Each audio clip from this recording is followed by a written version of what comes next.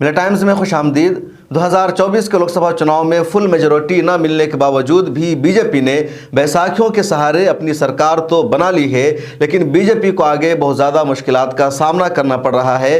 ये खबर लगातार गर्दिश कर रही है कि अगले 6 महीना बाद एनडीए की सरकार गिर जाएगी, चंद्रबाबू नायडू और नीतीश कुमार अलग हो सकते हैं। इंडिया अलायंस खामोश है और पूरी खामोशी के साथ इंडिया अलायंस कुछ तैयारी कर रहा है।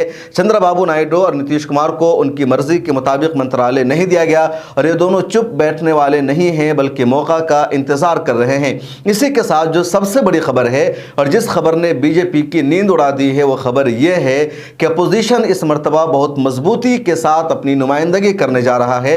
अपोजिशन पहले से इस मर्तबा मजबूत है क्योंकि इंडिया अलायंसेस के पास 234 एमपीज है।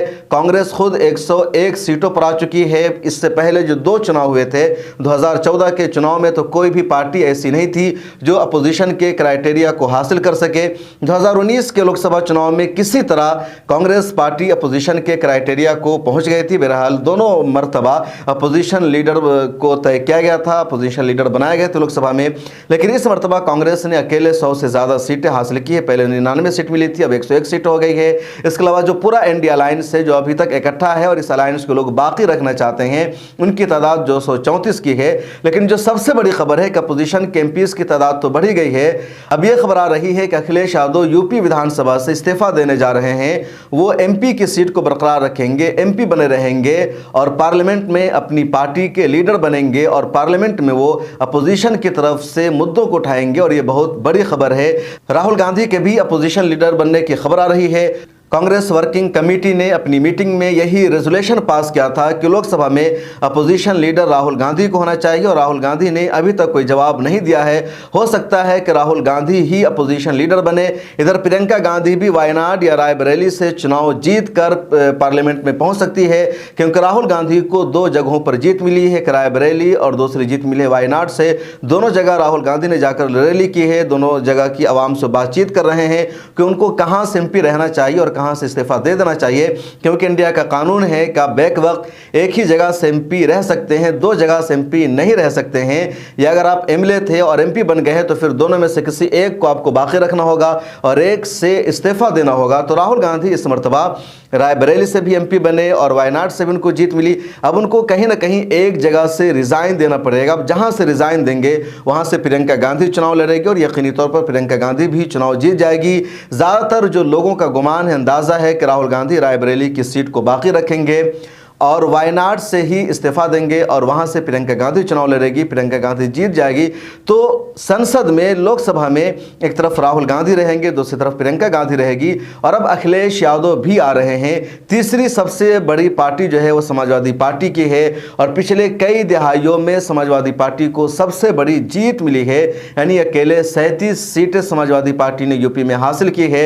जो सबसे बड़ी पार्टी बीजेपी है जो हुकूमत में है, जिसके पास 240 एमपी है। दूसरी बड़ी पार्टी कांग्रेस है जिसके पास 101 एमपी हो गए हैं और तीसरी सबसे बड़ी पार्टी अब समाजवादी बन गई है जिसके पास 37 एमपी लोकसभा में है और चौथी पार्टी तृणमूल कांग्रेस है जिसके पास 29 एमपी है।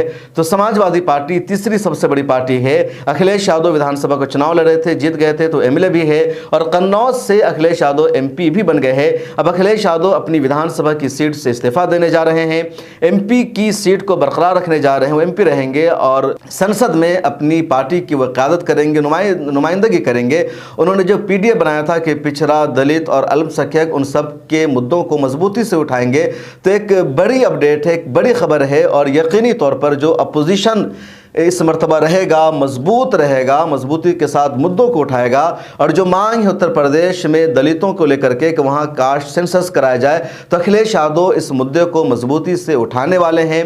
इसके अलावा अखिलेश यादव की पार्टी ने यह साबित कर दिया कि उत्तर प्रदेश में धर्म की सियासत, राम मंदिर की सियासत नहीं चल सकती है।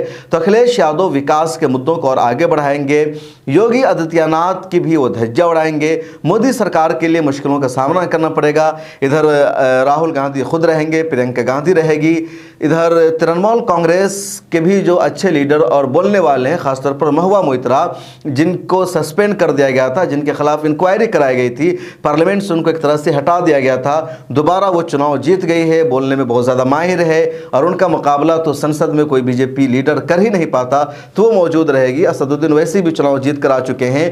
तो ये जो अच्छे खासे लीडर और बोलने वाले हैं, बड़ी बड़ी पार्टियां हैं, इन सब की वजह से इस मरतबा अपोजिशन बहुत मजबूत है और इसीलिए बीजेपी को मुश्किलात का, चैलेंजेस का सामना करना पड़ रहा है कि कैसे इन सबको हैंडल करना है। अखिलेश यादव जो लोकसभा में अपनी पार्टी की क़यादत करेंगे, वो लीड करेंगे, लोकसभा में बने रहेंगे, मुद्दों को उठाएंगे, इसके बारे में आप क्या सोच रहे हैं? आपको क्या लगता है कितना फ़र्क पड़ेगा और अपोजिशन इस मरतबा कितना अपना असर दिखाएगा, कितना फ़र्क पड़ेगा पिछले 10 सालों के मुकाबले में? क्योंकि पिछले 10 सालों में हमने ये देखा है कि सरकार यानी बीजेपी जो चाहती थी कर लेती थी, जिस तरह चाहती थी बिलों को पास कर लेती थी।